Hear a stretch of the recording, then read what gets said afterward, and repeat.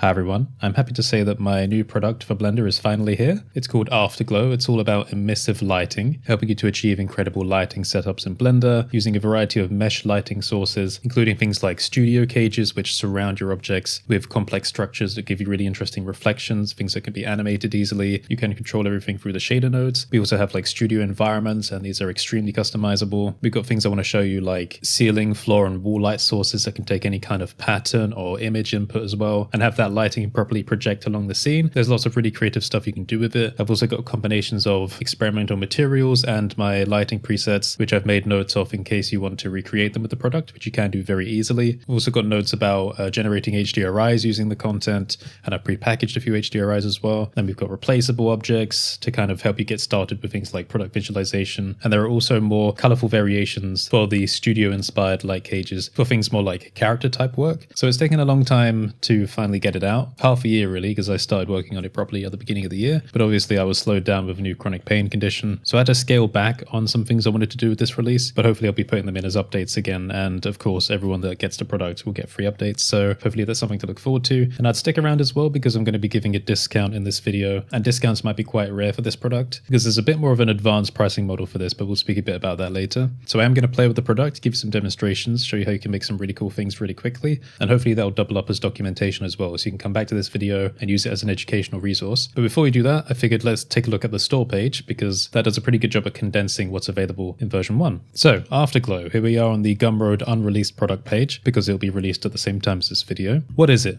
Afterglow is a collection of emissive lighting assets designed to help you achieve incredible lighting with ease. Designed for the Cycles rendering engine, Afterglow helps to give your light setups a physical presence, providing accurate reflections and soft bounce lighting. So that's the whole point about this. For years, I've been experimenting with diegetic emissive lighting, so emissive lighting coming from actual sources in the scene. We quickly discovered in Blender over the course of doing those tutorials that there's a really kind of crazy amount of stuff you can do with that. Lots of weird and really cool effects, especially because emissive material lighting is all controlled with shader nodes. So it means that any way you can get creative with making materials in Blender, especially procedural materials, also kind of applies to lighting now. And because of performance improvements with Cycles over the years, it's become a lot more viable to start using this as like a full production lighting method. I mean, mesh lighting has been a thing for ages, right? But I think people have always thought it was a little bit inefficient or inaccessible. But I think what you'll find, and we'll take a look at this, is that if you're considerate of how you do your lighting setups, it's really not that much of a performance drain. But there are some big caveats to that relating to volumes and procedural materials. So the type of assets available to you include light cages, materials, and more comprehensive studio environments, which have been designed to allow for an immense level of customization. And you can see a couple of pictures here from the studio environments. Hopefully this gives you an idea for the kind of stuff you can do.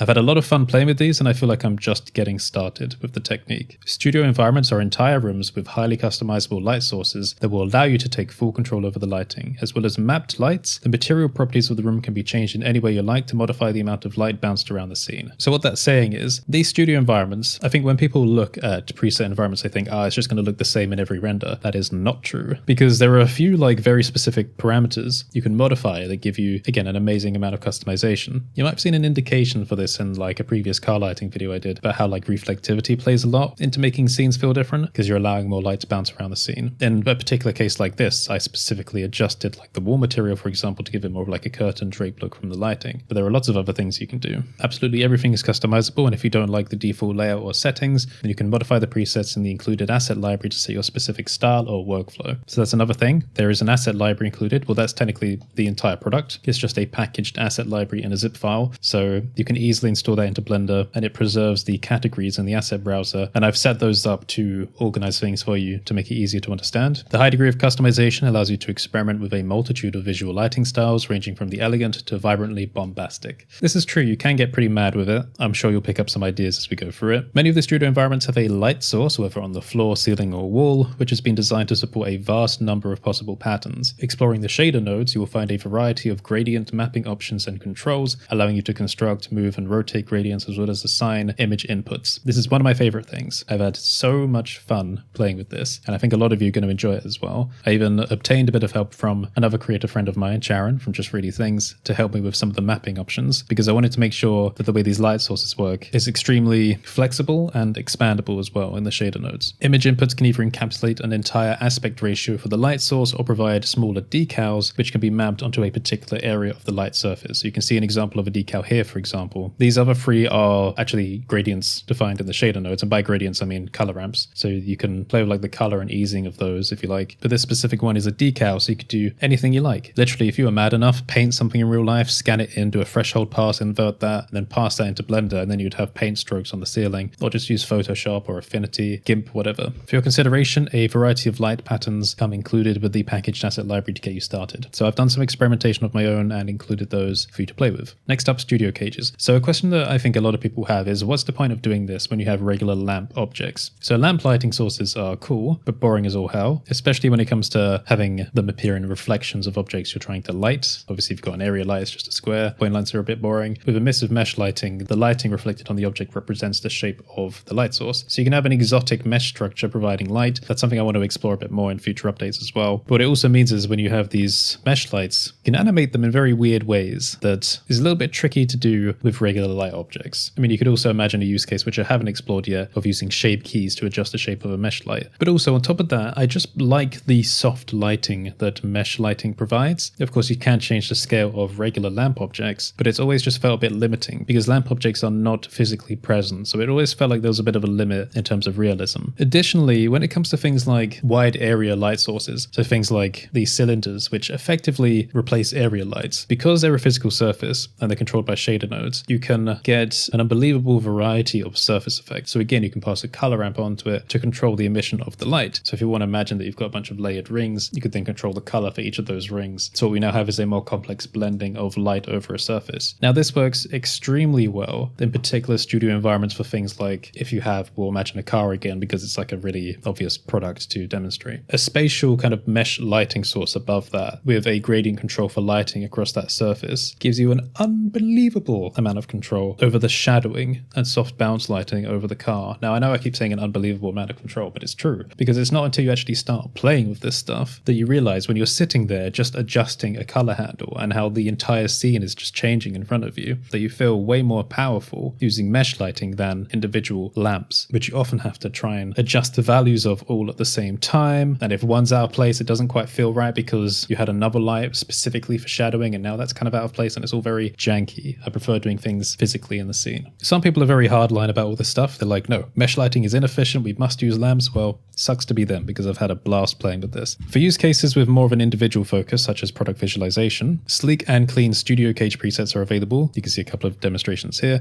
including light and dark options, which provide complex lighting directed towards one particular area or subject. Many of the objects that comprise the light cages are hidden from the camera view, but their ray visibility can be enabled or disabled to suit your needs from the Object Properties tab. So that's another important thing. You can have really complex as you like, mesh structures surrounding an object providing really interesting lighting setups, and have all of those objects completely hidden from the camera so they're not getting in the way. As you can see here, we've got a couple of rings. In this case, these rings would substitute a rim light in traditional lighting setups. You would just have literally just a strong ring, and you can easily rotate that around a pivot point if you wanted to help define where the rim light should be around an object. But as you can see, they're not getting in the way of the camera view in the final render. And here you can see a product example that I just slapped together because I predict that a lot of people will be using it for that kind of thing. So next up, character cages. So character cages are more creative and colorful deviations from the clean studio cages described above. So you can see here, these are monochromatic or grayscale, whereas these ones are more colorful, more expressive, because I know that while some people are going to be using it for proper visualization purposes, other people may be using it more artistically for displaying characters and other props and stuff like that. Now, we've done stuff a little bit like this before in modular workspaces, and I did a character display update, but that kind of stuff feels like it belongs more here in Afterglow because this is a lighting specific product. So I've tried to give a few things for different types of artists that are going to be coming along and playing with this. So character cages include stronger colors and vibrant emissive elements to make the render pop, and as I say, I've included them with independent character artists in mind to give them some interesting starting points, because I know a lot of people struggle with getting interesting lighting setups while they're really good at other things like sculpting or rigging or whatever. Sometimes I think people have these really cool things they've made, but they just don't know how to present them to people. So materials, this is another thing I love. While designing Afterglow, I discovered that there are specific material styles that are extremely complementary for the packaged lighting presets. So a little secret passion of mine is natural history, or just history in general, artifacts, preservation, that kind of thing. In my mind from the beginning, I knew I wanted to play with some natural history models or 3D scans. So there's a variety of stuff available on Sketchfab from different sources, including museums like the Lapworth Museum of Geology, which is where these 3D scans come from. And I've noted here in the captions as well, if you want to recreate this specific visual style, all you need to do is use the display semi-organic fossil material in the Studio Cage 9 preset. Of course, both of these are part of the Afterglow asset library, so literally dump anything anything you want in Studio Cage 9, slap the fossil material on it, and you've got this style. Unlike materials included in my other resource packs, the ones included in Afterglow have been specifically calibrated to emphasize objects within the studio or character cages along with the larger studio environments. You can of course modify them for any purpose, but I thought it would be nice to include my material experiments to give you more powerful starting points for visualizing your objects. And as I say, for the examples you see on this store page, I've listed the material and light gauges used in case you want to recreate things for yourself. And let's talk about HDRIs, because again, kind of like how a lot of people say, what's the point of this when you've got lamp objects? Well, what's the point of doing physical lighting when you've got HDRIs?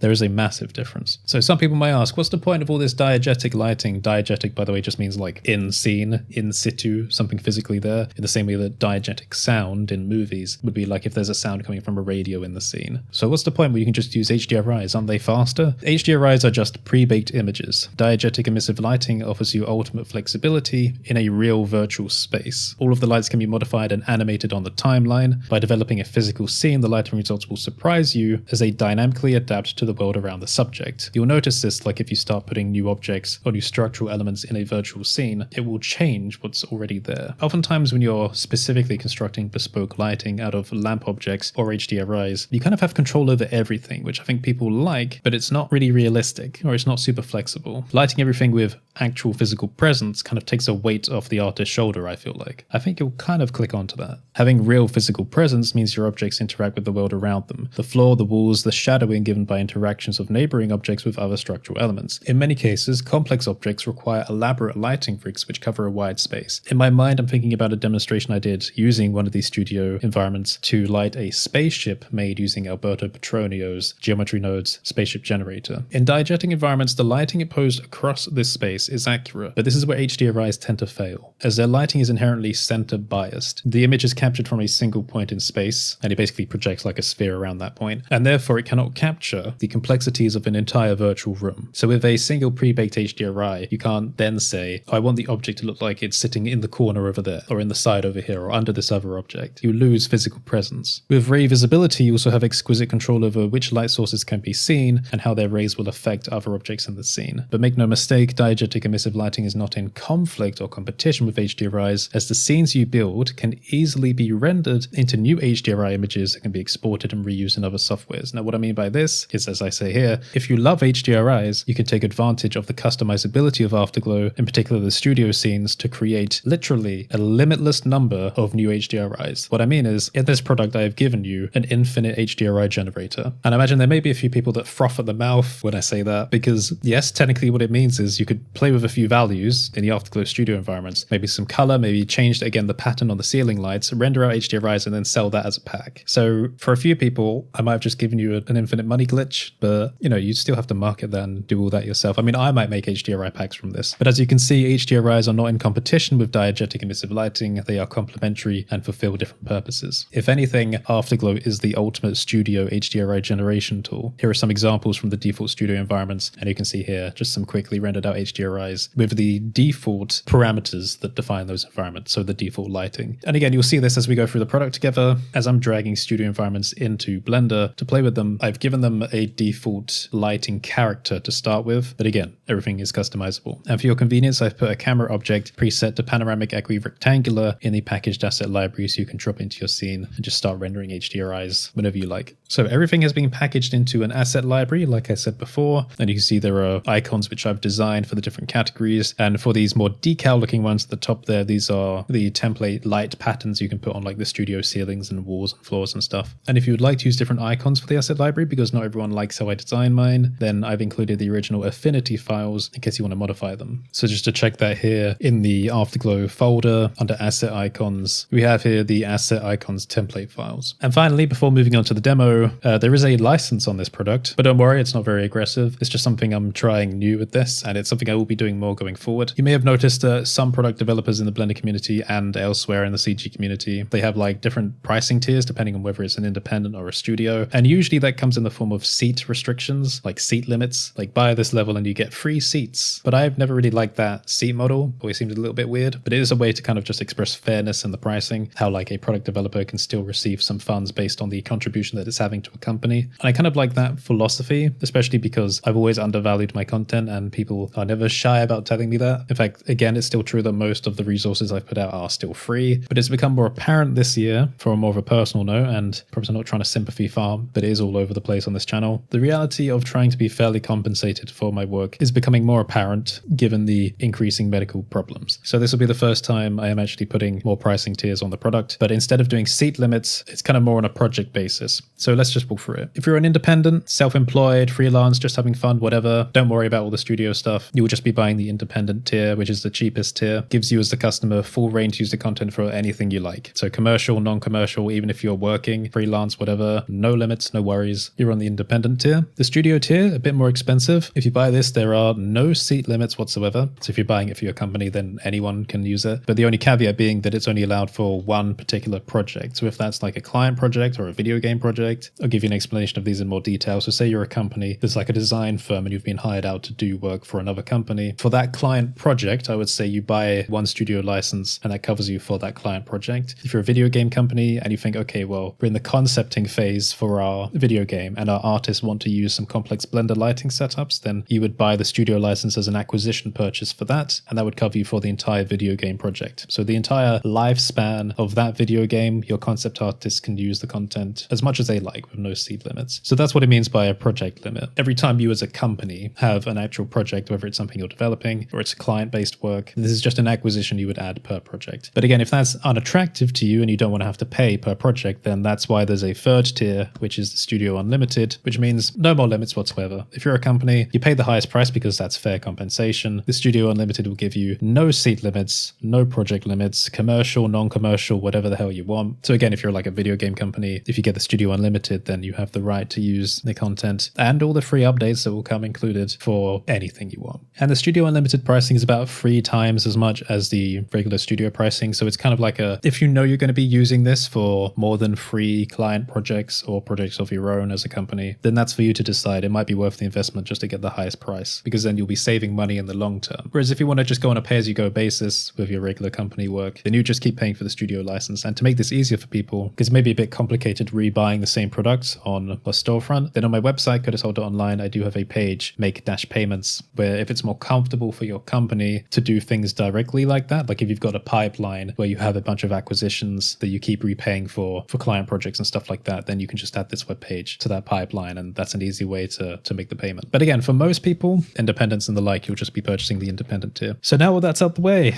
and I should say you can click through the link on the store page to read a bit more about the license. It's very short. I don't give a damn about legalese, all this weird legal fluff. It's a very simple, short and sweet license. And if you're another product creator out there that wants to use this for yourself, then you can do. I've made this to cover stuff that I want to work on in the future, but if you find it useful, you can use it for yourself as well. But of course, the only thing you're not allowed to do is resell the Afterglow product or content as it is, because it's my product, my IP, my copyright, etc. But again, just like using Blender, anything you make and export from Blender is yours to do with as you please. So yes, if you generate HDRIs with Afterglow, you are allowed to sell those. Those are like exported images, but I would appreciate some credit if you do that. All right, so that's section 1 done, showing you the product page. But just before we move on, if you made it this far, then this is where I'm going to give you the discount. So for 2 weeks only, following the release of this video, you'll be able to get Afterglow on Gumroad for 15% off using the code took you long enough, because it took me long enough to get the product out. But if you were a YouTube member prior to this video going out, or a patron prior to this video going out, then depending on the tier, you are entitled to higher discounts. So if you were a patron, then send me a message. Again, if you sign up now, it's too late, because it's only applied to people that stuck around until the release, which I'm kind of shadow dropping, so I didn't give the patrons or members any warning. So if you were a patron or member, shoot me a message. I'll give you a better deal. So now, let's begin.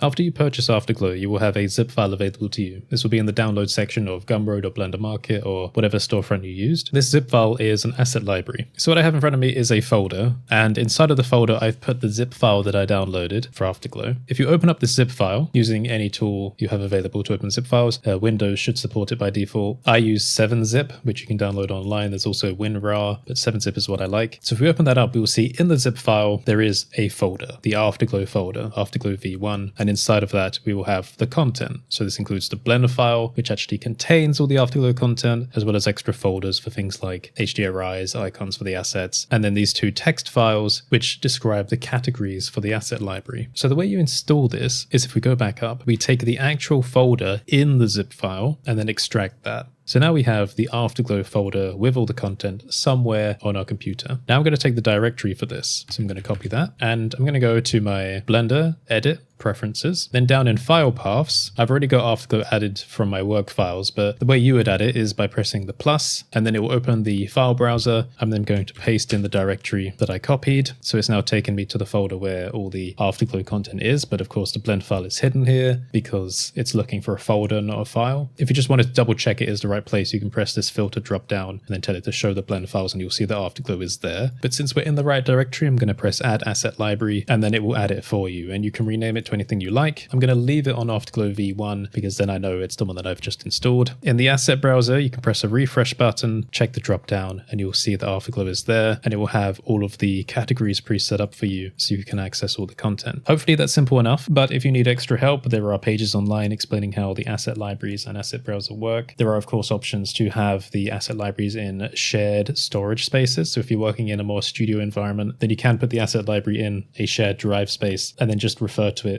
in your file paths so you can access the content. Like I said as well, because effectively the Afterglow asset library is just the blend file inside of a folder, you can go into that blend file and modify the content so you can adjust how it is summoned into your scenes by default. So if you want to make any customizations to that for your own workflow, you can do, but otherwise I will now show you how to bring it into your scene. So I'm going to clear my file that I have in front of me just to make it a clean slate. And in case you're wondering, I'm using the Modular Workspaces add-on to clear the file and unpack some content. This does not come included with Afterglow, but it is a super useful add-on that we have. I might refer to it a bit more in the future, but I'm going to clear the file. So now we're in a completely empty blend scene, minus some compositor and world nodes, which aren't really doing anything at the moment. And while I'm here, I might as well save the file and I'll call it something like demo scene. So I have the asset browser in front of me. I'm ready to go. What should we look at first? Well, I know that the studio environments, the way I predict that the studio environments will be the most exciting thing for people, unless you're a product visualizer, in which case the studio cages might be the most useful thing. I say let's take a look at the studio environments. One thing you'll notice about the icons that I've pre-made here, unless they've changed in a future version, is that they have this banner at the top, which gives an indication as to what type of content it is. So if it says cage, then it's a more focused, smaller scale cage. Let me give you an example quickly. You can see here, if I drag it in, it's got a light catcher and it's got some light sources projecting light onto a central point. And there are also some camera setups here in preset positions. Now these preset positions are kind of calibrated towards preset objects, which you can drag in. So if I just give a quick demonstration of this, I'm going to center this on world 0. So the center point of this collection asset I dragged in, being Studio Cage 1, is now the world origin there. And if I drag in something like the Replace Me bottle, and then if I set this to world origin as well, then we will see that there is now a wine bottle in the space. So we'll go into this a bit more detail when we take a look at Studio Cages, but this just gives you a quick explanation of how to bring things into your scene. You're effectively dragging them in and then centering them on the world. But you'll notice these are collection assets, if you look in the outliner there. So if you want to be able to individually select and modify the content, what you'll do is you'll press Control A and then go down to make instances real. And what this effectively does is unpack the content into individual objects now in your scene. So you'll see that the cameras are now selectable individually and the light objects are selectable, and then we can start modifying everything with ease. I have a bit of a shortcut way to do this. Again, I'm using my Modular Workspaces add-on. Now this automates the unpacking process a bit. So for example, if I drag in Studio Cage 1 and press Unpack Setup, it automatically centers everything, unpacks it, and then organizes it into collections for you. So again, this add-on is available if you want to get it. It's not necessary. It just speeds up the organization process a little bit. It's a little bit broken because it needs to be updated for newer versions of Blender. So you might notice that I have trim 001 suffixes enabled, but they're still present in the unpacked thing. So there's a few little kinks to work out, but it's still a faster way to unpack stuff. So let's take a look at the studio environments. If you look for the asset icons that have studio at the top of them, these are the studio environments. Otherwise, you can find them in the subcategory simply listed studio environments. So there are 7 presets available, which isn't many, but you will see there's a lot of customization to be had. So if I drag this in, you'll see that we're kind of already in a studio environment space. And like I said, you would just center this and then Control A, make instances real to unpack it. I am going to use my shortcut. So now we have a studio environment that we can fly around and a camera. So if I select the camera and then press Control and 0 on the numpad, it will put us in the default position where we can take a look at our studio. Because studio environments are a bit of a wider space to be in, I'm going to change the resolution resolution to, let's do a widescreen 2560 by 1080. I quite like this one. I'm going to go to the camera data panel here and adjust the focal length. So studio environments are relatively simple. They're comprised of a floor, walls, and a ceiling, and they will have a light source in one of a few locations. For Studio Cage 1, you can see the light source is the ceiling, and if I click on that, we will see that the ceiling has a few materials. What you want to look for to control the lighting is a material that says Studio 1 mapped ceiling light. Other studios will have light sources with similarly named materials, and in the shader nodes, you'll see there's quite a lot going on. Let's take a quick look. Now, yes, I am showing quite a lot of the nodes here, so anyone could technically recreate it if they wanted to, but let's be honest, if you do recreate it, it's not going to look the same. There are a few extra things going on than just the nodes. But in the nodes, you will see that there are 4 major sections. We have Adaptive Gradient, Spherical Gradient, Decal Light, and 1 to 2 Ceiling Image. I may need to change the name of that in other materials because it's not always going to be a 1 to 2 ratio. So what 1 to 2 means is that the ceiling here is actually 1 by 2. So you got 1, 2, and then 1. If that makes sense. This is important because if you're making an image that's going to be projected over the ceiling light, you want to make sure that the resolution of the image is 1 by 2 in terms of aspect ratio. The resolution doesn't really matter. You can have it anything you want, as long as it kind of complies to that ratio. So we'll get onto that, but first let's take a look at the top section. So adaptive gradient. What this means is you can define a color ramp here, so any gradient on the color ramp, and then project that over the ceiling. Now I've got a few preset ones here, of course. So if I take one of the simplest ones, and yes, these two are technically the same. I've accidentally just left one in. Let's take this really simple one here with just a single strip of light in the center of the gradient. I'm going to take the color and plug it into the color under emission. And what you'll see here, of course, is the studio environment has now changed. We've now got this one light strip going straight across the ceiling. And I think you'll notice very quickly that it's changed the mood of the scene quite dramatically in just an instant. Let's try that again. Let me press Ctrl Z. So now we've got an image affecting the ceiling and it's very white. And then we plug this back in, suddenly a very different mood. This is something I want to instill in you as we go through this because we've barely even started, right? There's so much to control and show here, so many demonstrations to give you. We're just scratching the surface and already there's a massive mood shift in the scene. This is why I like emissive lighting. It's extraordinarily powerful. Now let's take the inverse of this, which is this other preset here. So we've basically just got 2 light strips at the end of the gradient and plug this in.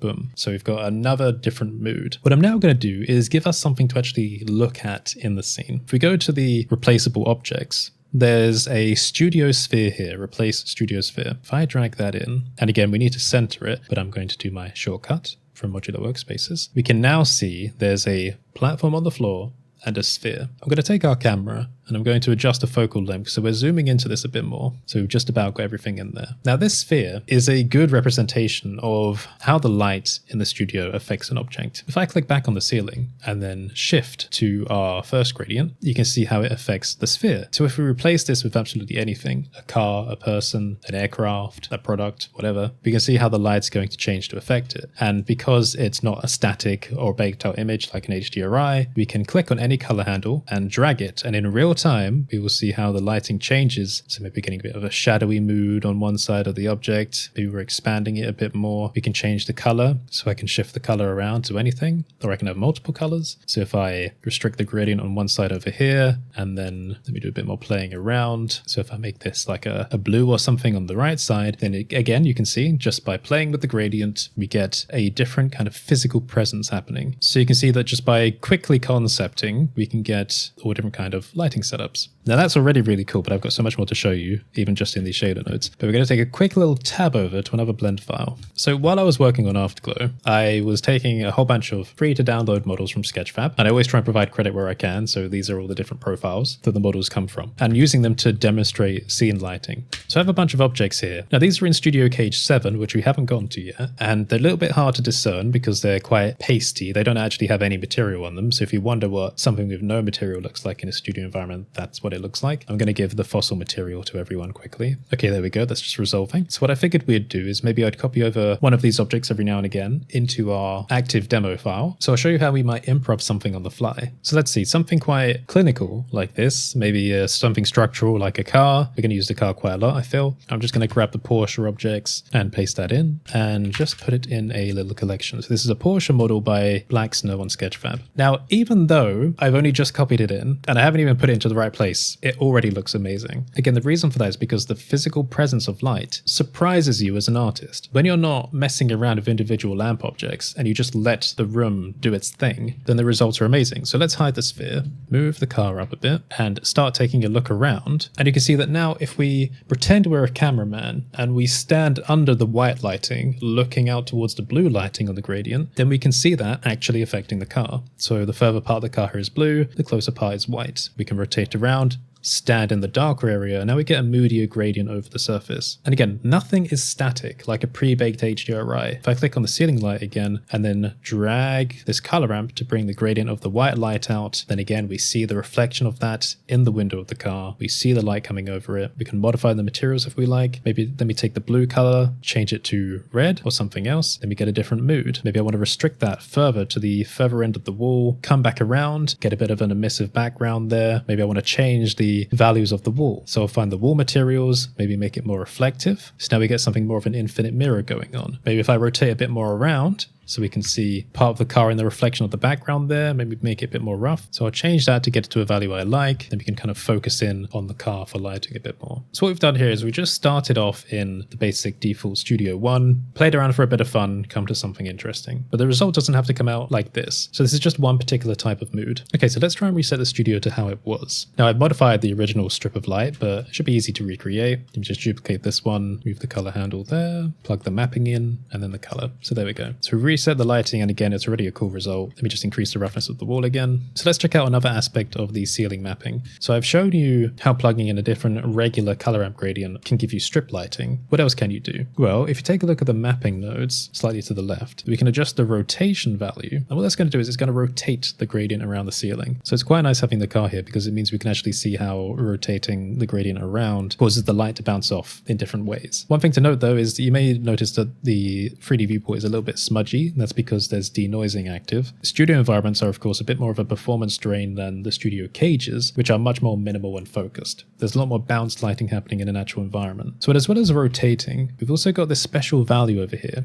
called vertical horizontal. So it's an invert color node, and if I change it, you might think, what is it doing? Is it just flipping? No, it's doing something a little bit more complicated than that. If I plug our colorful gradient back in, so I've reset the rotation and I've also made the walls just not reflective, so we can clearly see the gradient there on the ceiling. What the vertical horizontal value will do is it will change the orientation of the gradient so that it matches the perpendicular axis of the ceiling. An easier way to see this might be from above. So if I change the invert value here, you can see how the gradient is now stretched to fit the width. And if I change the value, it now stretches to fit the length. What that means is if you come up with like a highly complex and customized gradient, and if you wanted to adjust it for either axis of the studio, then you can do that easily. If you want to use this creatively for rotation of the gradient, you can. But if that's not enough, then after the fact, you can adjust the rotation value, and that should give you proper control over how the gradient is angled. So let's move on to spherical gradients. This is where things get a bit more moody. What I'm going to do is I'm going to unplug the gradient input. So right now we just have pure color white projecting from the ceiling, which may also be cool depending on what you want to achieve, right? It's a very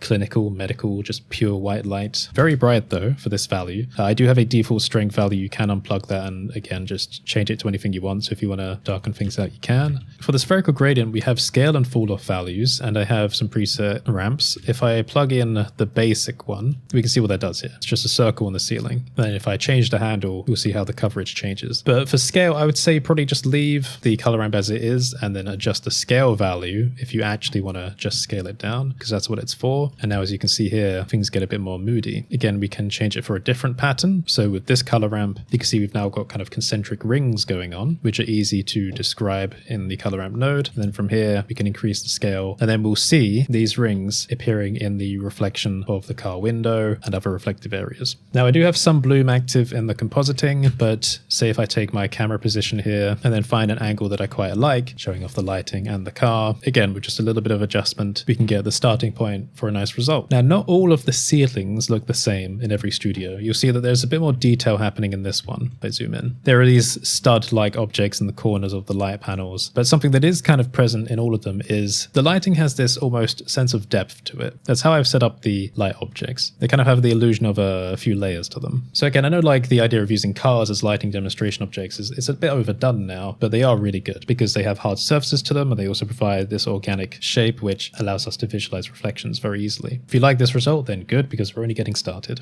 So those are spherical gradients, very fun to play with. Again, maybe we'll just change one of the colors of the rings, maybe the central ring, just to show you what that looks like. So in this case, we have slightly whitish rings on the outside, which are effectively replacing, I guess, more of the flood or fill lights in traditional setups. And the central ring is giving us a little bit of extra color. So I like the mood of that. Of course, you can add volumes to scenes like this, and it does look very good, but I will warn you, full-on emission and volume can be more of a performance drain. It will take longer to resolve the samples, but for the sake of demonstration, I'll add a little bit of volume, and then I'm going to make the walls slightly more reflective. And what this will do is effectively reduce the harsh line between the ceiling and the walls. So it gives us a bit more of like a depth feeling going on for the studio room. And now I'd say we have a pretty cool moody result going on. So that was quite easy to set up, don't you think? Let's try something else. So we've got two more major sections for the ceiling light. We've got decal light and 1:2 ceiling image. Now decal lights are what I would also call here in the asset library 1:1 light patterns. What that means is it's just a square image. So you could put anything there. You could sign your name and put it in an image, and we could project it in the scene. Now for demonstration purposes, the way you would use these light patterns is to drag them in as nodes. So they're not actual image or texture files, they're nodes. So if I drag it in here, what I'll do is I'll put it in our decal light section. I'll plug the mapping into the vector, so it's vector to vector, and then I'll take the color output and then pass it to the emission. And what that does is it now projects our decal, if I unplug the volume, on the ceiling of the studio. Now this is a very different mood. It's much more, well, it's black and white obviously because it's a black and white image, but importantly, if I come to take a look at the car window here, we can see the strokes of the brushstroke image reflected in the car.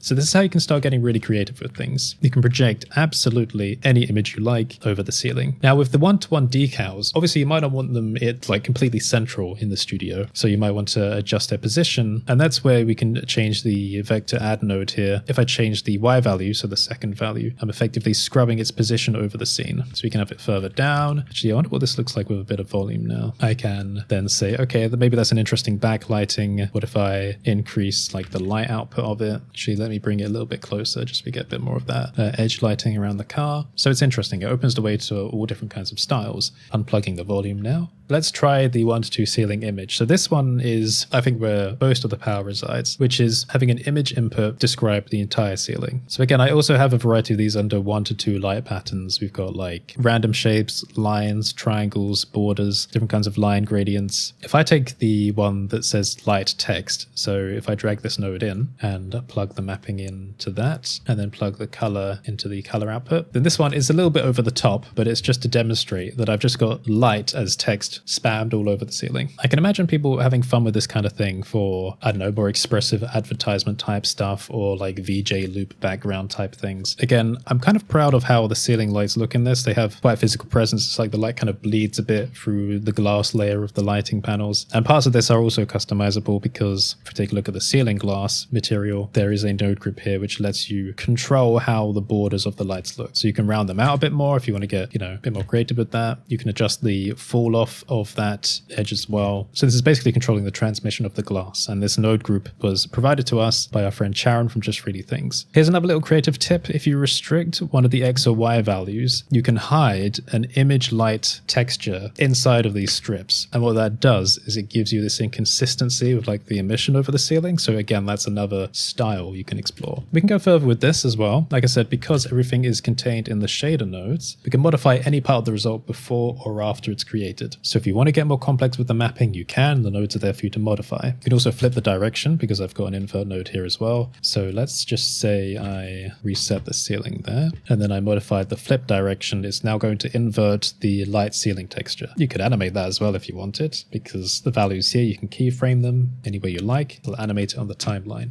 Let's play with a bit of color though. I've got a basic color shift node here, so you can plug the image into that and then the output to our light. But one color alone is a little little bit boring. So something for a future update I might want to do, but I'll show you how to do it here, is maybe give you like the ability to project a color gradient on top of the light texture. So we can make something a bit rainbowy. So what I'm doing quickly is I'm just starting to build up a type of color gradient. You can copy these nodes down once I've got it right. Okay, so what I've done is I've got a texture coordinate node, separate XYZ, a math node set to divide. I've increased the value. I've then plugged that into a color ramp, given it a blue and a kind of reddy pinkish color, and then I'm plugging that into the color shift position B. So just so you can see how that looks here.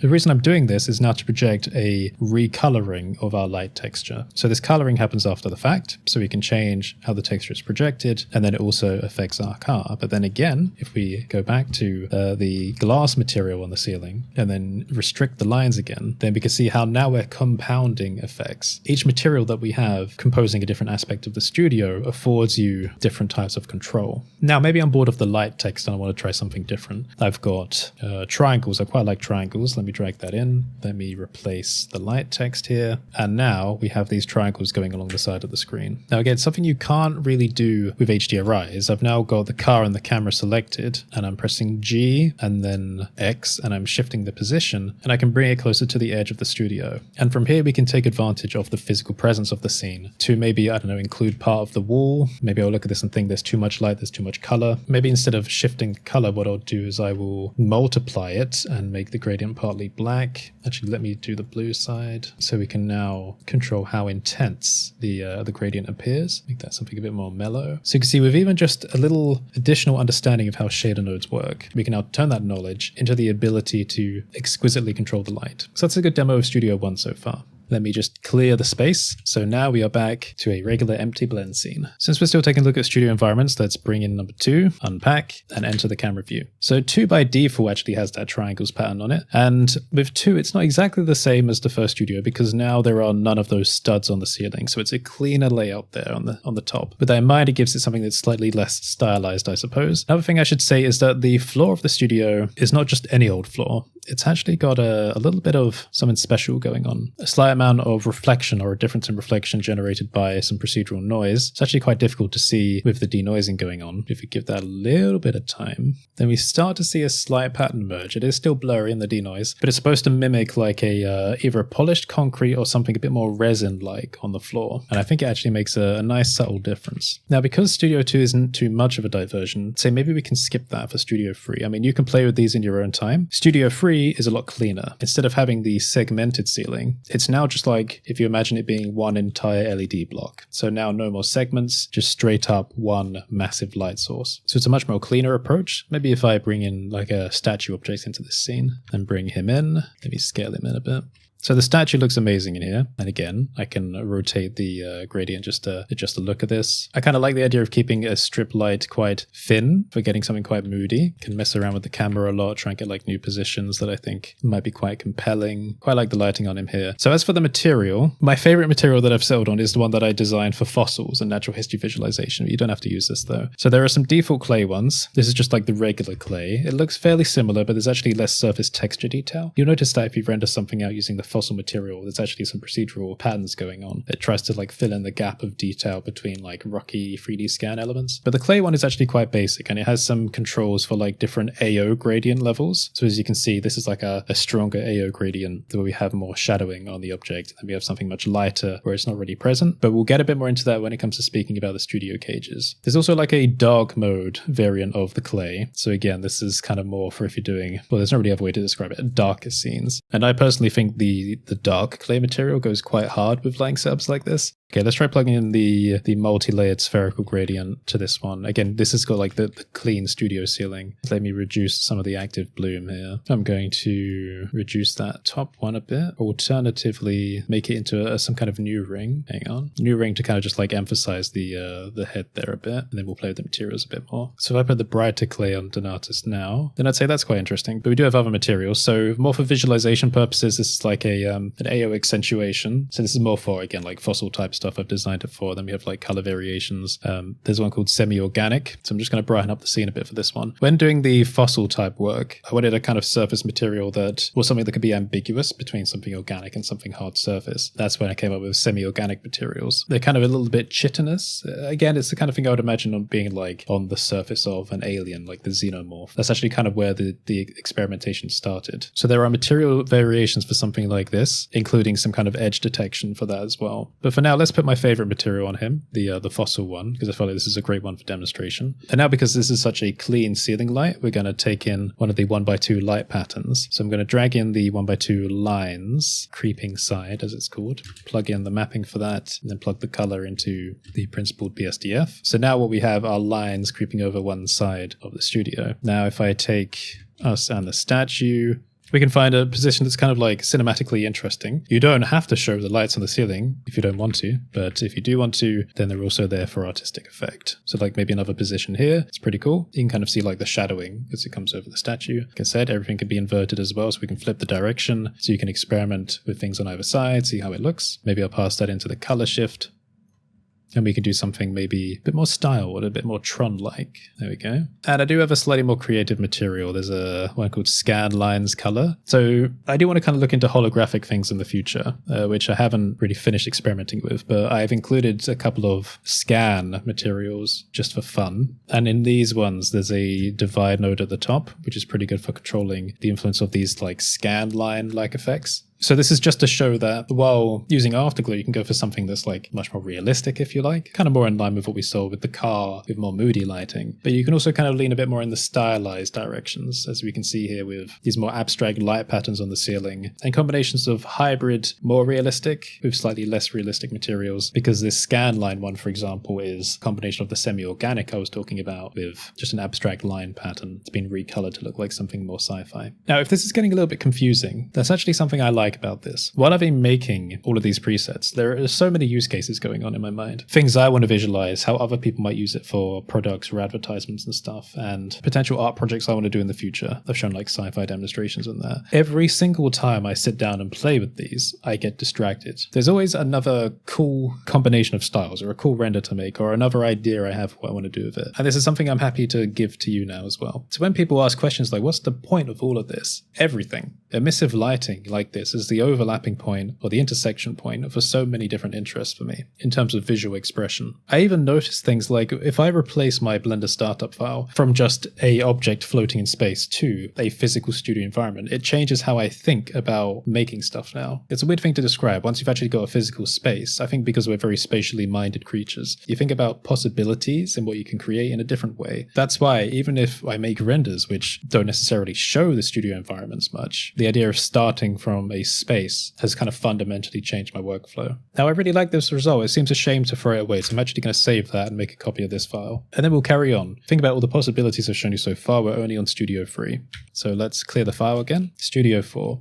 So 4 is an interesting one because the lights are coming from the walls instead of the ceiling or the floor. Spoiler, we haven't gone to floor things yet. Then we also bring the studio default back as well, so we can see how this looks on the sphere. So we can see here how the light source on the side is giving us these lines on the sphere. I wonder if I can bring another demo object in. So this car model is provided by a member of our Discord server called Lena, and it is inspired by a car available in BeamNG, the game. So side lighting like this is quite a comforting light setup, I would say. It's quite cozy. It's not too overbearing, and underlighting, which we'll see in more studio environments, is very cool. It's got a bit of like a freaky vibe to it. Side lighting like this, it's nice. It's kind of like sunlight peering through a kind of brutalist structure in a way. That's how I think about it. Rotating this car around, we can see how it beautifully reflects the side light there. Actually, this is a really good angle to kind of demonstrate this. So again, the nodes are very similar, but actually being a wall light, it's very stretched out. It's a bit more limited in terms of its usage compared to the ceiling light. So you can still do a long wall light texture and a decal, but we've removed the spherical gradient from this one this time. You could always recreate the spherical gradient as a light texture if you really wanted. So I can replace the gradient, so we can do like the top and bottom, and again, really clean.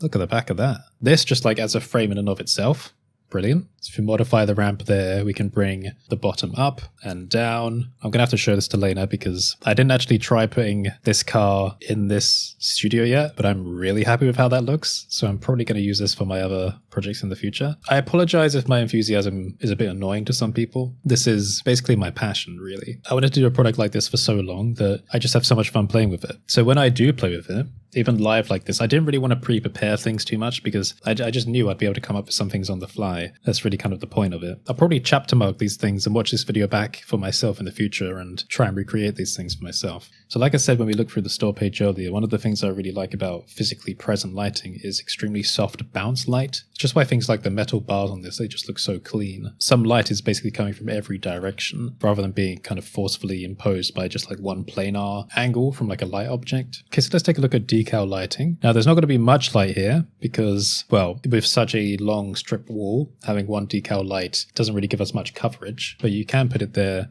and you can move it along if you want to. And of course you could also increase and decrease the brightness values. I don't know exactly what kind of use case you would use this for because it's not giving me much light. Maybe if you had a decal light texture that had a more white coverage, that would be kind of more useful. But I've given you the option to project the decals there anyway, just in case you do find a good use for it. And similarly, the wall light textures. So I have a test one that I've included, which is just basic geometry. And this actually is quite interesting for reflections because having different geometric objects patterning along the wall there does give you a sense of randomization. Of course, you don't need to stay near the center of the studio either. You can do whatever you like. It is your space once you have the product to modify as you please. I can think of another possible scenario for the light walls here that I haven't tried yet. So if I imagine like a cyberpunky type demo where there's a character standing in front of like a neon advertisement sign. If you want to have the entire wall be like a neon advertisement, you could do that with this. I just haven't gotten around to trying it yet. Mapping for a wall this wide is a bit tricky to do, so I've probably got some room for improvement to do in the nodes. But as you can see, having a studio with just basic strips going down the side is, I think, a really good starting point for objects, particularly ones with hard surface curves going through them. Let's get rid of Studio 4. Studio 5. So this one is where we're starting to see floor lights come into play. So this is a clean floor light, kind of similar to how Studio 3 was a clean ceiling light. So we can control the gradient of this. Now underlighting is really interesting. It works quite well in certain use cases, and it really helps to accentuate the undercarriage of objects. So if I change this for a single light strip underneath, here we go, and then rotate that. So here we go, you can see the power of underlighting there. Maybe if I restrict the width of it, and again, I can kind of control the gradient to grow outwards. So you can choose how creative you get with this, right? I mean, this looks great for cars anyway, but let's try with the statues again. I'll bring in a different statue this time. Let's bring in Germanicus. Now he's quite a thin one, like he doesn't have much 3D depth to him because he's basically just standing. So I wonder if we can make this look good. Now we can see that because the light is quite thin, we're getting most of it coming down the side of the object. I wonder if I move that backwards a bit. Is this compelling in any way? Can we, if I grow the light out back, does this give us like an interesting silhouette for him? Maybe if I bring the camera closer, turn down the bloom a bit. I think the actual lighting on the statue is pretty nice. I like this. Having the light bounce from the floor to the wall to the ceiling has a bit of like a heavenly aesthetic to it. So resetting the rotation makes it straight again, but I wonder from this angle, it would be better if I moved it to the other side of the wall. So now we're getting a bit of a softer light on him. So because I've got the gradient kind of overlapping with him, the more I bring out the handle coming closer to us, this is effectively becoming the fill light. So if I tighten up the light there, I can kind of control how much appears on him. I can make the ceiling and the wall darker as well. So if we want to get really moody with it, we can do. Okay, just in case you want to copy, the ceiling principled looks like this, and the wall principled looks like this now. I mean, I'm just continuing playing with it, trying different angles. I can't really decide on where I want to settle because there are so many different like possible angles. Again, playing with like different types of materials, giving this a bit more detail with the fossil material. Hopefully just playing around a bit, you're getting, a little bit of inspiration. You're seeing how this can be powerful. Maybe let's put the spherical gradient on and move it around a bit. Yeah, there's a lot of opportunity to play with like light and shadowing and silhouettes. So I guess I'll leave you to that. So that's Studio 5. Let's clear that out. Studio 6 is again the same kind of thing, but this time you can tell it's slightly more stylized because we have the LED kind of grid coming back in, the box lights. Now, like I said, I really kind of like these lights, and you can tell there's a difference between where we just were, where it was cleaner, and now having a bit of a surface texture going on. I think it actually looks really good with the statue. And again, the nodes are exactly the same as well, so you can project whatever you like across the floor. Let's try a different texture now. If I bring in one of these gradient ones, gradient with lines. Let me invert that. Now we have a series of lines going across the floor. I can move my guy further one way and then utilize this how we like. Oh, and I've also just remembered that Studio 6 is also where we start getting a bit more height in the studio rooms. So you may have noticed this, the studio rooms so far were quite low down. They don't have to be though. So we're starting to get to presets with a bit more depth to them, which allows, I think, for a bit more spatial expression in the light. Another thing that's nice about having a kind of taller studio space is I like how the light kind of bounces a bit more around the walls, especially here.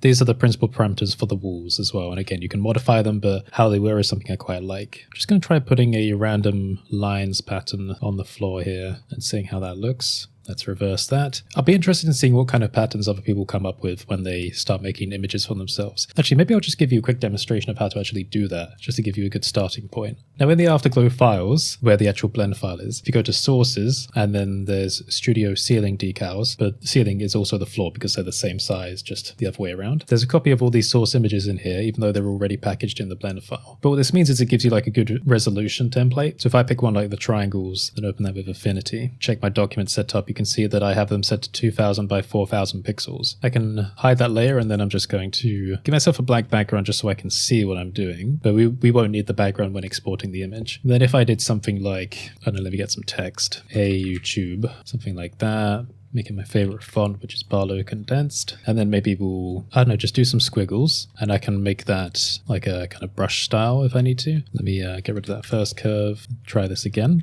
Okay.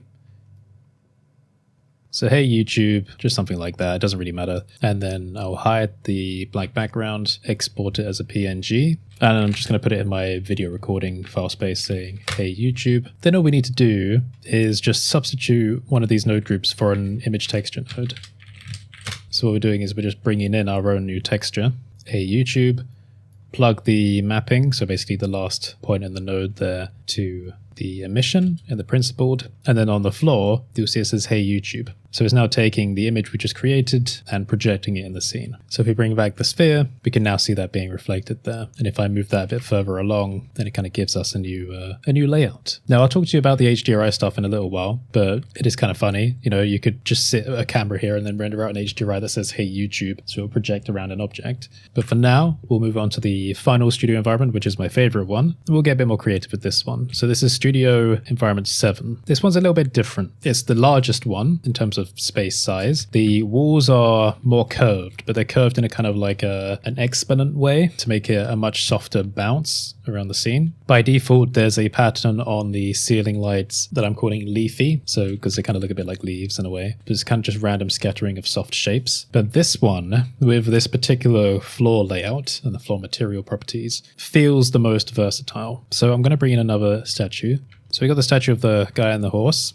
Move them down a bit, just the camera properties a tiny bit, just to fit them in a bit more. So like I said, we've got one image happening on the ceiling, and the light projecting off of this space is, I think, the best out of any studio in terms of balance, right? We've had some really creative effects, especially when looking at the cars. But when looking at this statue, we have extremely soft shadowing going on underneath this. The combination of the studio material properties and the fossil material on the statue, even just in subtle places like the bottom here, just looks far more realistic. This is a studio I spent the most amount of time in, because when I do this and play around, every potential variation I come up with just feels like a piece of art. So I love it here. I spent ages trying to tweak the floor and the walls, and I even feel like the LED panels on the ceiling are better than just having a flat thing. This was basically the combination of all my favorite parts of the studio environments into one. So I effectively feel like this studio will probably be my startup file space going forward. Now, you may have realized that a lot of the preset gradients I use, they have this sort of tint to them. It's like a bluey greeny tint,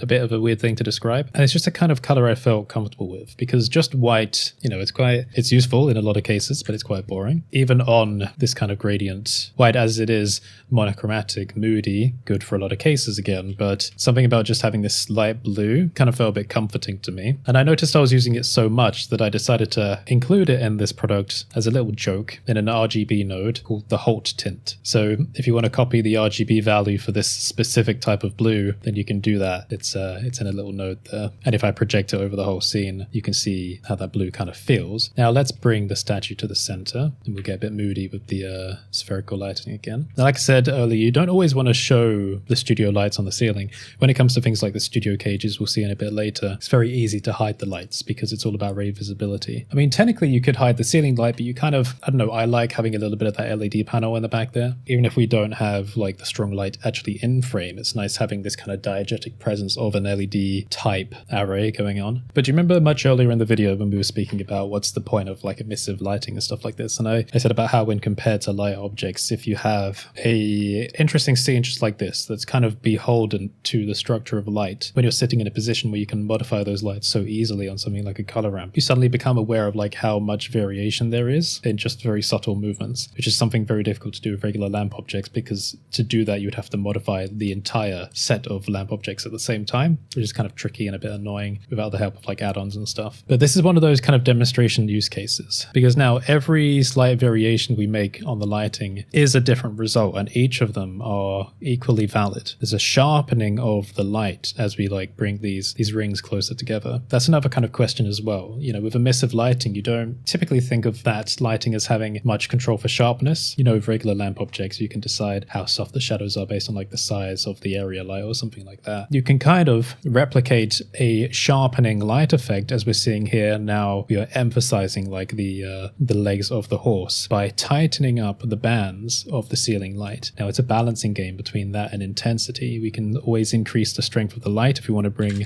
a bit more of that light back in, but the spatial structure of light dictates the sharpness and the look of things. And again, it's all modifiable. Sharper shadows a bit further out, softer shadows further in, or inverted, vice versa. It's all just a matter of experimentation. So I love being in spaces like this, just pretending I'm a cameraman, floating around with a camera with different aspect ratios, because I tend to play with 1x1 for like social imagery, and seeing what happens. Maybe let's play with another light pattern. There's some interesting one, I think, this gradient one I don't get to use too much. Let's try that. So there are these gradient lines that kind of come out of the corners of the room. I'm just going to rotate that by a certain angle. Now this on its own doesn't really give much lighting to the horse, but even forgetting the horse as such for a second, there's another aspect of working in studio spaces like this that I've kind of grown accustomed to, which is the liminality of it. Like I shared some social images of this stuff while I was working on it, and on a couple of occasions people refer to it as the back rooms, right? Because it's a bit like that. There's like a space that's stuck between purposes almost. In a way, every default Blender scene is like a liminal space. It's like there's a purpose that hasn't really been assigned to it yet. It's this transitory area. And with studio environments like this, with a good lighting setup and the light just bleeding down there, it's like it's waiting for something. Like this on its own, I feel like is a perfectly viable piece of artwork. And that's another reason why I love working in 3D spaces like this. The space itself is beautiful. That's something you cannot say for an HDRI or a regular light setup, just because you can't freaking see the lights. There's nothing beautiful about them. They're just kind of functionally there serving a purpose. They have no character. But here we are in a place where the light itself is a character. If I take my statue, maybe I don't want to anymore adjust the lighting to match the statue or whatever object. Maybe I want to do it the other way around and adjust the statue to match the lighting. And this to me is just kind of indicative of a different way of thinking. I've always had this thing that I describe on the second channel about creativity over efficiency, where I'm not really one for like optimization. A lot of people look at things like emissive lighting and they decide that it's just really not for their workflow just because it will take like a bit more time to render. But I think there's just so much hidden in their more creative approaches to functional things like lighting. So I really like this. And sorry if that was a bit like fluffy and poetic and cringy, but I feel like I'm not the only one that will appreciate this for what it is. The light is beautiful. I'm going to save this one as well because I also really like this. Again, this just keeps happening and happening and happening. Every time I play around with it, there's always something I want to save. So that'll do for the studio environments for now. I encourage you to play with them. You got like a nice little variety there. As you can see now, you know, it doesn't look like many when you just see 7 things in the asset library, but the amount of variability you have in there is incredible. Now let's move on to the studio cages. So these are more refined use cases, studio cages, things which I think will be more suitable for product visualization or even character rendering or like subject diorama focus. So this is where like the natural history stuff came into its own. Let's clear the file and take a look. My favorite, my absolute favorite is Studio Cage 9. I think it's the most versatile one. It's a dark mode one. And as you can tell from the color differences in the icons here, I've given you a good representation of which is a light mode and which is a dark mode, as you can tell, something a bit more moody. We might as well go a bit chronologically. One thing you'll also notice is that the light structures of each light cage are different. So they have kind of different geometric characters to them, and this will be represented in the reflections of the objects. Maybe a good way to visualize this to start with is to bring in the replace sphere, and I'll center and unpack that. Now, when we say centering for a collection asset like this, the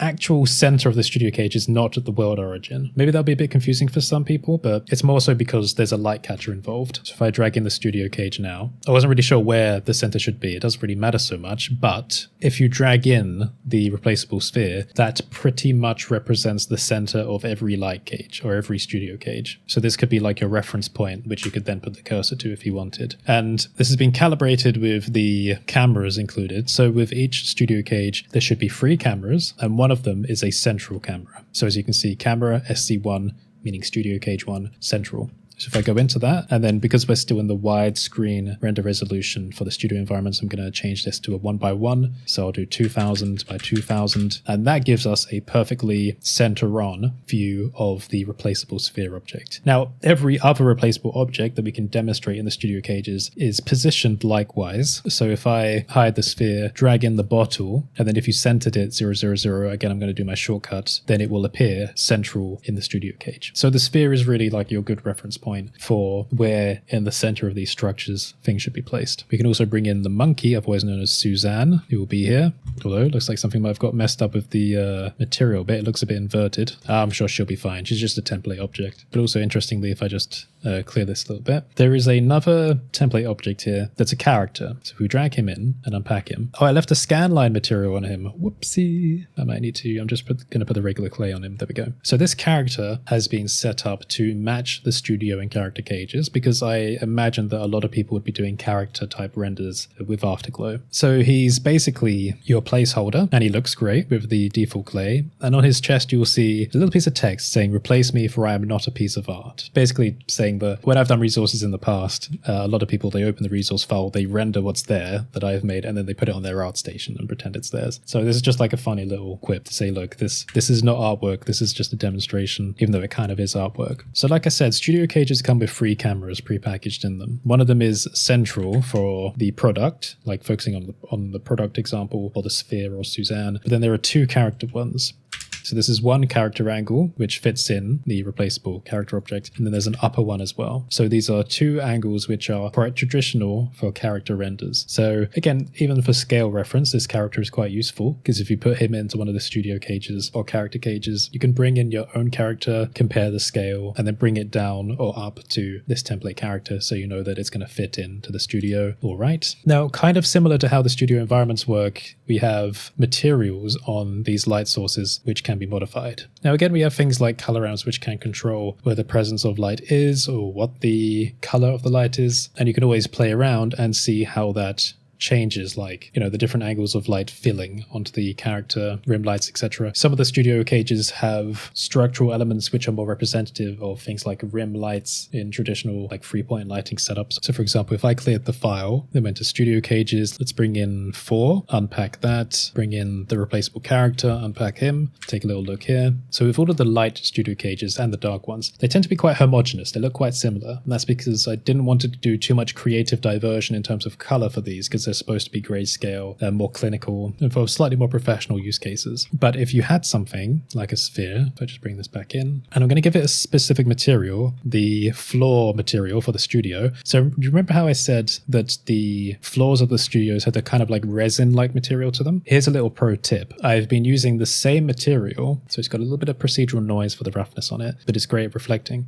I've been using it on spherical objects to visualize what reflections look like in studio cages. So we can see here that we have these kind of rings that are projecting on the object. And if I go here, you can see the pivot point for this ring is central, and rotate it around, just get the bone out the way, you can see how it's changing on the sphere there. So this is a good representation of how the light affects the object. So if we're trying to imagine things like rim lighting, if we imagine that we take one of these structures, we rotate its pivot so that it's now projecting along perhaps like the top boundary here of the object. Maybe I'll take another one of these from the right side and kind of rotate it it around. So we're getting a bit like an overlap rim there. Let me take another one. So we're kind of just at this point modifying and seeing if we can change these to come up with something that's slightly different but still interesting. Okay, so now we've got kind of like strips. They're kind of more emphasized along the top and the back. Maybe I will remove a couple of these lights, maybe the bottom one as well. So what I'm demonstrating here is now customizing one of the presets into something entirely new. I wonder how the character looks in this. Let's take a look. So now what we have is along the top and slightly around the left of this character, we have more light emphasizing that from the rings. And because we deleted some lights, it's a bit darker down here. So this is a representation of physically constructing like light rigs around a character. And again, if you wanted to, if you have the pivots in the right places, everything is animatable. Now let me remove some other lights. So we're basically very biased on what we've created here. You can also stop these from creating shadows if you like. Now if we rotate this structure around, see how, and actually quite like leaving the shadows on for this because it affects the light catcher. Just by moving this around a pivot point, we're getting something entirely new, unique, and it's like a kind of pattern that again, difficult to achieve with just lamp objects, especially if we're wanting to take advantage of that effect on the back light catcher, which is a little bit similar to gobos. Gobos, by the way, are like these textures you can use to control how much light comes through a natural light source, like a lamp. So for example, if you had like a leafy texture, then it might look like shadows of leaves are being projected onto the scene. So I just wanted to demonstrate this to you just to, again, maybe encourage you to experiment. This is like a really important part of the product. Now, if we want to see what these look like in the rendered view, if we go to the object properties and then down to ray visibility, we can enable it for the camera. So I'm going to do that for each of these. And at the moment, they all share the same material. Now, the mapping is not perfect on these at the moment. This is something I could improve over time, but you can start to see here how, if you really wanted, you can have it precise control over where the light source is emitting from the surface of the object. Now, when it's low like this, there's not a whole lot of light coming through. But again, if we focus in on our sphere here, we can start to see some of the complexities of this coming together. Now, again, it is a bit weird when you can actually see the objects physically rotating behind the sphere, and that's why they're usually hidden. But now, if I adjust the shaders, there we go. We're getting some new kind of unique shapes.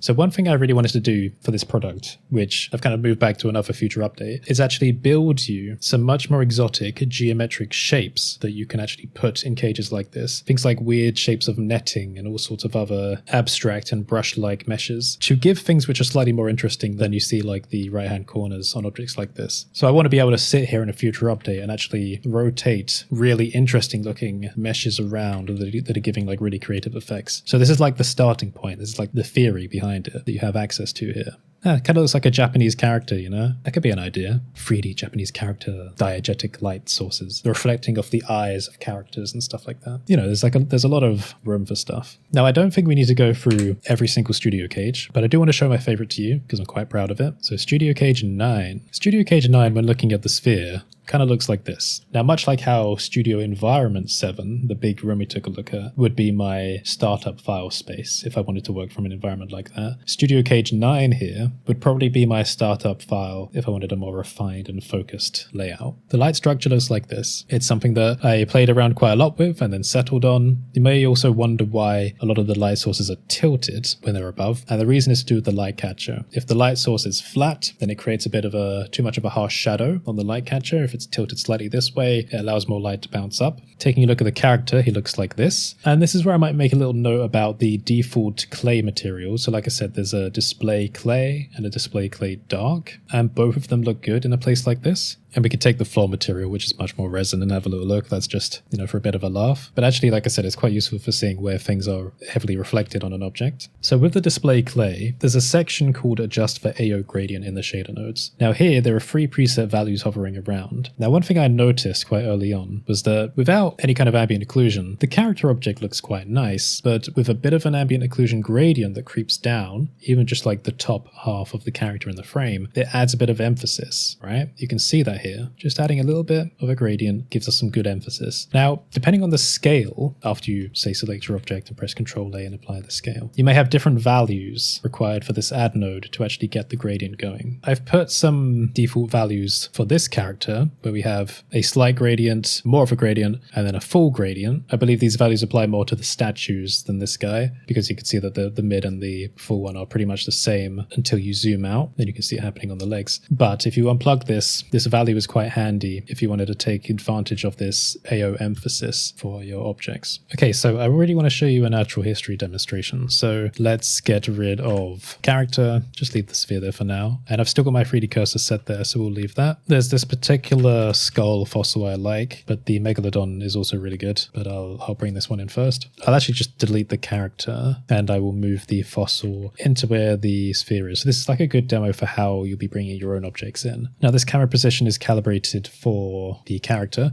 and I mean, it already looks damn good, doesn't it? So the thing is, this 3D scan already had the fossil material applied to it in the other file. So this is what it should look like. Okay, let's play fair. Let me get rid of that sphere. Central is going to be clipping it off. So what I'm actually going to do is take the upper character camera and just rotate this around a bit. Now, having such a complex 3D object like this is a really good demo for showing off like some of the different materials. So first of all, we have the clay, basic clay, all you really need just for showing an object. And then you have variations. Let me just apply the scale. Variations for AO gradients. Most of these don't really apply until we get to the last one. But like I said, of course, you can adjust the add value yourself. And you can see how much of a difference that makes when the AO comes in and then just starts emphasizing all of these fine details in here from the scan. It's really good. Now, a quick note to make is that sometimes if you want to drag a material on, one of the light sources might get in the way. Sometimes it's just quite a nice thing to do to prevent them from being selected. Oh, and if you don't have this option, if you go to the filter drop down over here, you can add it here. So this selectable icon allows you to choose whether or not your cursor will effectively click through objects. So if you're really set with how you like the lights and you don't want to accidentally click and modify them, then you can just disable their selected or their selectability so they don't get in the way anymore.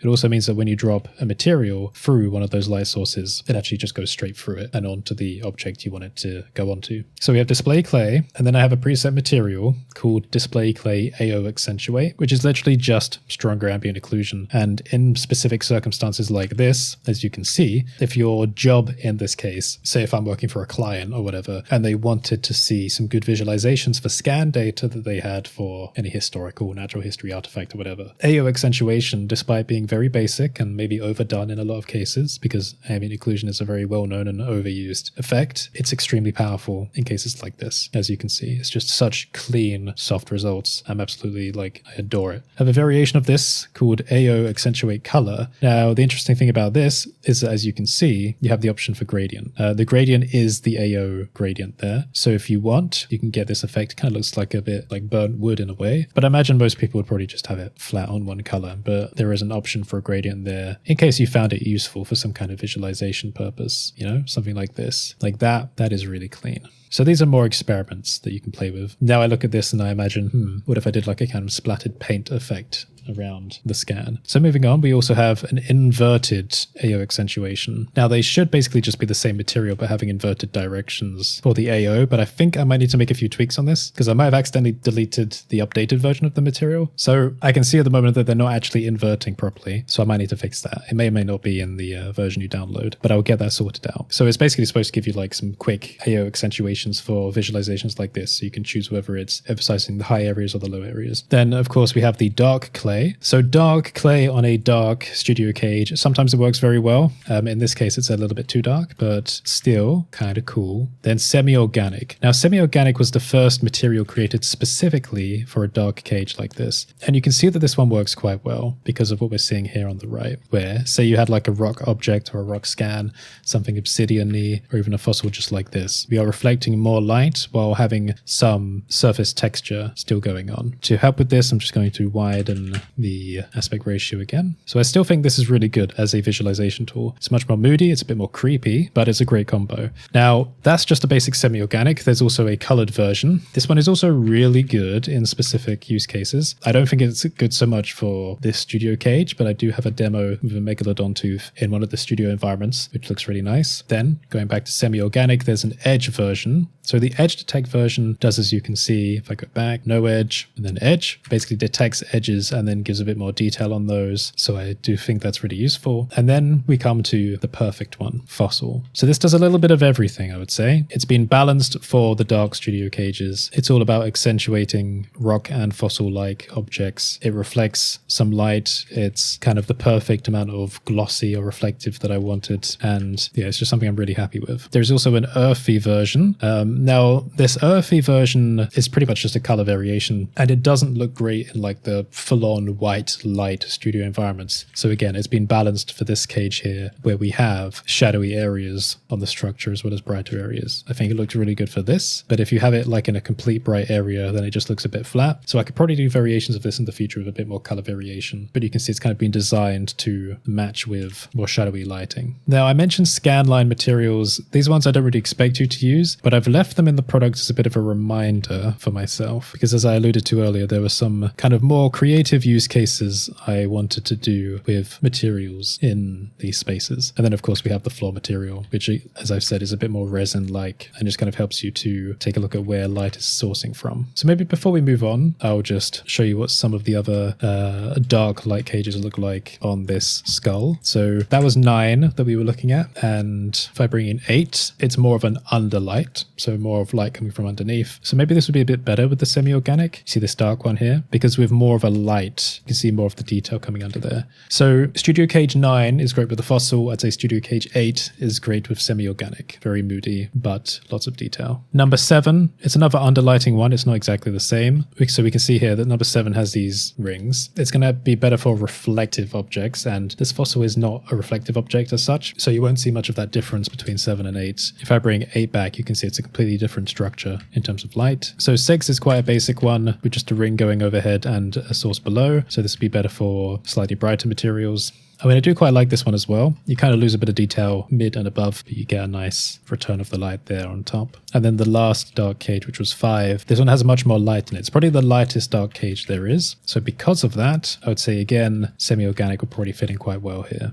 So hopefully this has given you some inspiration and some direction for if you're starting with trying to, light things using Afterglow, if you've picked it up. And if you have picked it up, then I really appreciate that. We've got just a few more things to show before I should start wrapping this up. My throat and voice is starting to go a bit because this is one of the longest recording sessions I've ever done for the main channel. Let's do character cages and then we'll talk about HDRIs a little bit as well. So let me clear the file. So I'm going to bring in character cage 1, unpack that. We'll see that there's still some shadowing active from the invisible objects, but it's fine because it's out of the camera view. I'm going to choose the camera, go into it, and let's bring this back to a 1:1 aspect ratio.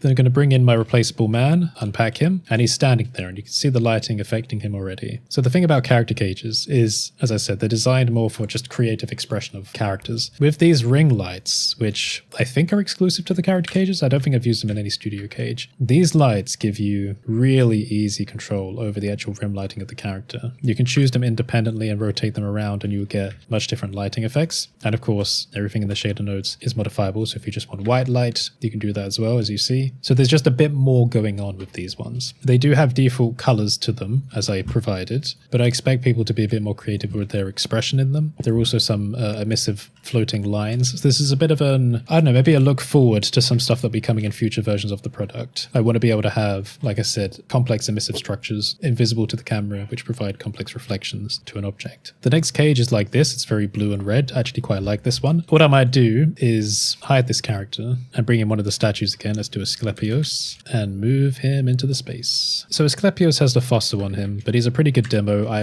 He's got like these flowing geometric patterns and some softer parts of him. He's a pretty good demo for light stuff. And now I can add a little bit of volume if I want to the world nodes as well. And that kind of helps out. Adding to a bit of the bloom, just to have a little bit of fun with this, get a bit more creative, or maybe take the volume off, choose another one of the rings, rotate that around, a bit of red on the left, a bit of red on the right, maybe. What does the outer ring do? Let's take a look. That's a bit of a fill light. So if you want, we can hide it a bit more, give him more of a silhouette, a bit stronger, bring it in, literally just rotating the ring around him. We can see more of his face appearing. Let's hide it a bit. Maybe we can color that. Something more of a deeper red. Maybe we're being more menacing now. The mid ring now, if I bring that around the left, maybe I like the sharper light on the left side. Very good. Maybe I should have made this what the default looks like, because that's pretty good. So if you like, take the mid ring and rotate it around a bit. I know that when people download resources I make, they often, slap character objects in and then just render them as they are because they like how it looks. But even just what I've showed you here is that even though I've made the setup, it's not necessarily the best way the setup can look. Play around a bit, see what you can come up with.